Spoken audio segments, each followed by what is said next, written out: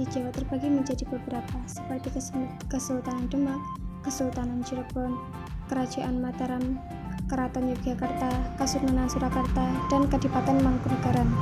Kerajaan tersebut pastinya memiliki bukti peninggalan seperti sebuah bangunan yang digunakan untuk beribadah, yaitu masjid.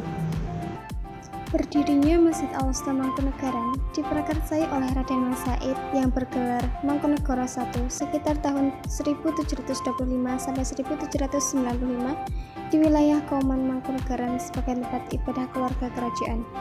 Masjid ini dulunya bernama Masjid Negara. Ketika masa pemerintahan Mangkunegara IV, posisi masjid dipindahkan di sebelah barat pura Mangkunegaran agar lebih dekat dengan kerajaan Mangkunegaran sendiri.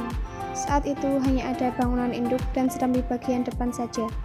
Ketika masa pemerintahan Mangkunegara VII, Masjid Negara direnovasi besar-besaran dengan bantuan seorang arsitek dari Belanda bernama Herman Thomas Karsten. Proses renovasi ini dimulai pada tahun 1920. Masjid Negara berdiri di atas tanah seluas 4.200 meter persegi dengan dikelilingi pagar tembok setinggi 3 meter. Mangkunegara VII menambahkan bangunan-bangunan kecil sebagai pelengkap seperti malikin, menara, tempat wudhu, pawastren, dan sebagainya. Malikin adalah sebuah bangunan yang berdiri di halaman masjid. Dulunya digunakan oleh Mangkunegara VII untuk tempat hitan bagi keluarga kerajaan dan masyarakat sekitar. Selain malikin, didirikan pula menara yang berfungsi untuk mengumandangkan azan sebelum adanya teknologi pengeras suara. 4 muazin akan naik ke atas menara untuk mengumandangkan azan di 4 penjuru mata angin, timur, barat, selatan, dan utara.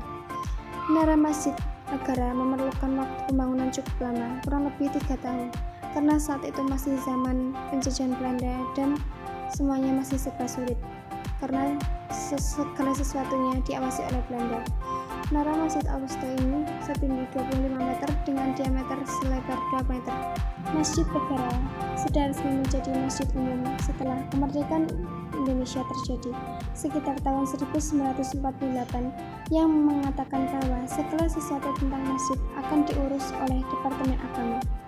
Namun setelah tahun 1974, bantuan keuangan tersebut dihentikan dan masjid harus mencari dana pribadi seperti dari kotak amal jamaah yang dibuka setiap sholat Jumat, dana infak, dana sedekah, dan bantuan-bantuan dari masyarakat. Ketika masa pemerintahan Mangkunegara VIII, beliau hanya akan datang ke masjid jika diundang saja, seperti adanya acara khataman dan sebagainya. Masjid Negara baru berganti nama menjadi Masjidil Aqsa pada tahun 1947.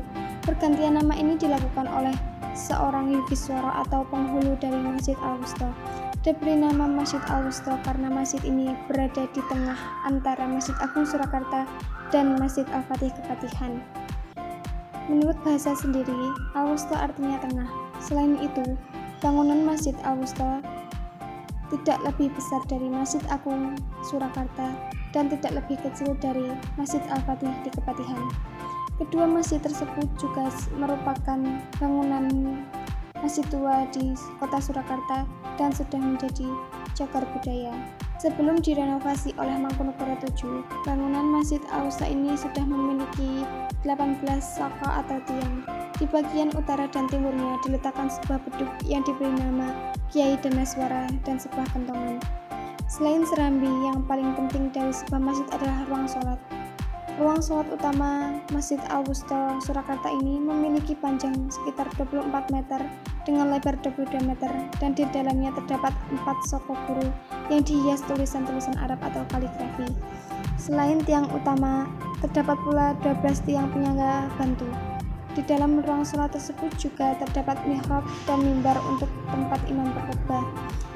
Dan di bagian sisi kirinya terdapat sebuah ruangan pawastren yang digunakan untuk jamaah wanita dan digunakan untuk tempat belajar Al-Quran masyarakat sekitarnya.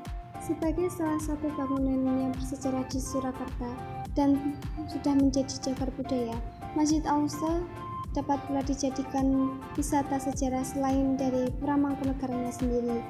Masyarakat sekitar juga memiliki kewajiban untuk menjaga dan memakmurkan Masjid Al-Wusta dengan cara melakukan sholat berjamaah, bertadarus, mengikuti rangkaian acara atau agenda yang sudah ditetapkan oleh pengurus masjid, dan sebagainya.